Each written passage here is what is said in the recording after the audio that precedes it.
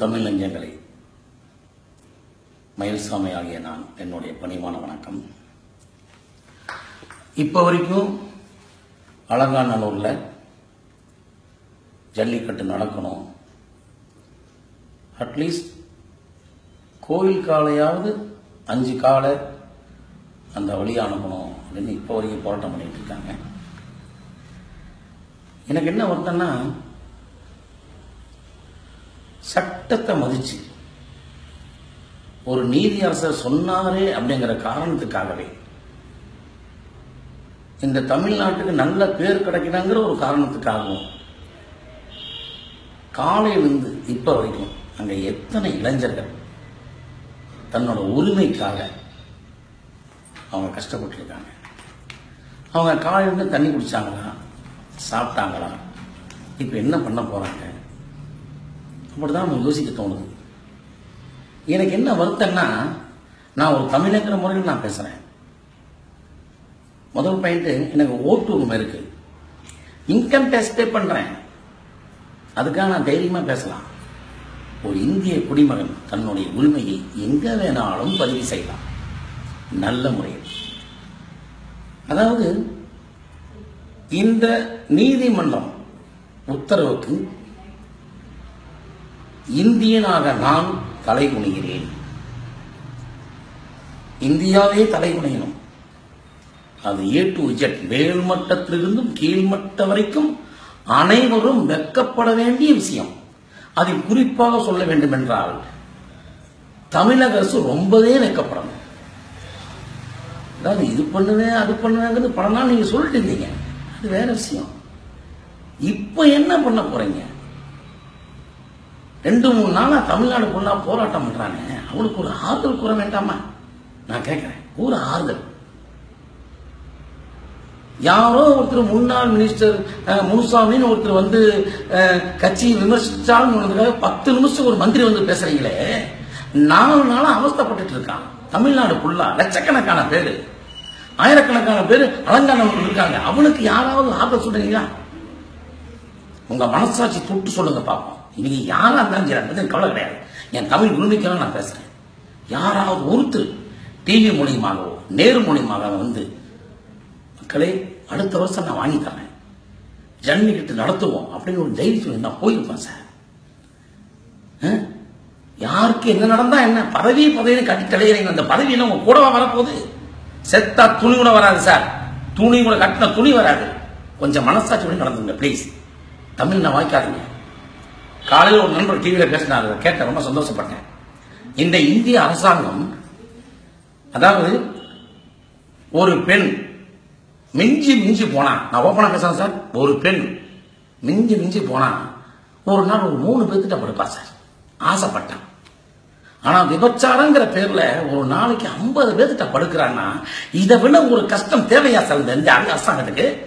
அதுக்கு நீங்க அனுமதி கொடுத்திருக்கீங்க. ஒரு விளையாட்டுக்கு அனுமதி கொடுக்கறீங்க, உங்களுக்கு வெக்கமா என்ன? நான் கேட்கிறேன், என்ன சட்டம்?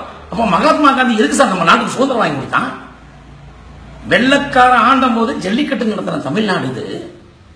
எவ்வளோ ஒருத்த சம்பந்தமே இல்லாம, நம்ம நாட்டுக்கே சம்பந்தம் கிடையாது, எங்கிருந்தோ வந்தவன் ஒருத்த உள்ள பூந்து ஒரு கோர்ட்ல வந்து ஒரு கேஸ போட்டு, அது ஒரு நீதிபதி சொன்னாருன்னு ஸ்டாப் பண்ணி வச்சிருக்கீங்களே.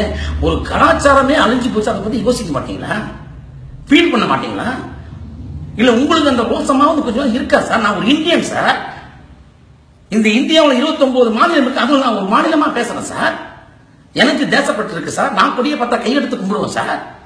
ஏன் சார் உங்களுக்கு எல்லாம் இல்லையா சார் தேசப்பட்டு? யார் சார் அவன்? எவனோ ஒருத்தர் வந்து ஏதோ கொடுத்தாங்க, மொத்த கலாச்சாரத்தை ஸ்டாப் பண்ணி வச்சிருக்கீங்க. நீதியரசர் சொன்னாரா சிங்கத்தை அடக்குவீங்களா அப்படின்னு கேட்டாரா? இது கேட்கலாமா சார்? அவரோட படிப்புக்கு நீதியரசர் ஐயா அவர்களே, சிங்கத்தை ஏன் அடக்கக்கூடாதுன்னு கேட்கறீங்க ஐயா? நான் சாதாரண என் ஸ்கூலுக்கெல்லாம் போலையா, நீங்க சிங்கத்தை கூட்டு வாங்க ஐயா, நான் அடக்கிறேன். எடுத்துட்டு வராதீங்க, நீங்க சிங்கத்தை கூட்டுட்டு வாங்க, நான் அடக்கிறேன். ரொம்ப மனவேதனையா இருக்கியா? சோறு இல்லாம குடிக்க தண்ணி இல்லாம அவ்வளவு பேர் உட்கார்ந்து இருக்காங்க. அரசாங்கமே அடிக்கிறதுக்கு ஆளை வச்சிருக்க, சட்ட ஒழுங்கு பார்த்துக்கிறதுக்கு அங்க கலெக்டர் வச்சிருக்க, யாராவது ஒருத்தர் ஆர்வம் சொல்லியிருக்கலாமே. மன வருத்தமா இருக்கும். அதாவது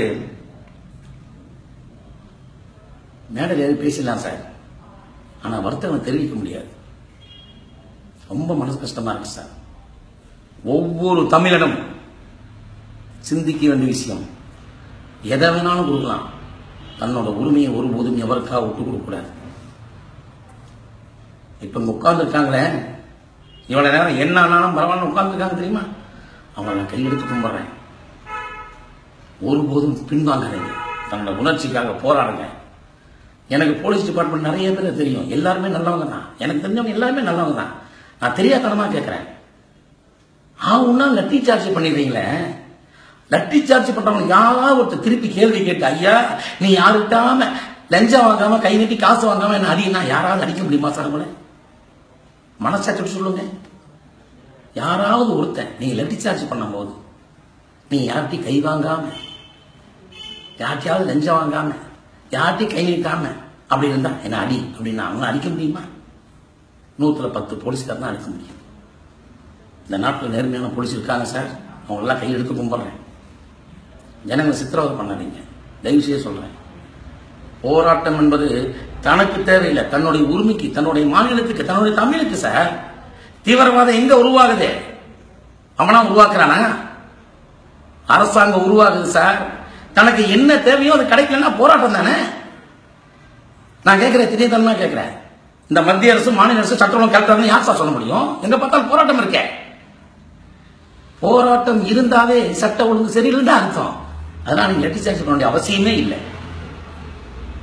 ஒவ்வொரு மாணவனும் காலையிலிருந்து அமைதியாக போராட்டம் பண்றான். மாணவன் நினைத்தால் நடத்தி காட்டுவான். அவனை நல்ல எண்ணம் கலந்து பொறுமையா இருக்கான். அந்த தமிழ் ஜனன் கடைசி வரை போராடும், அமைதியாக போராடும். நிச்சயம் வெற்றி நமது. ஜெய் ஹிந்த்.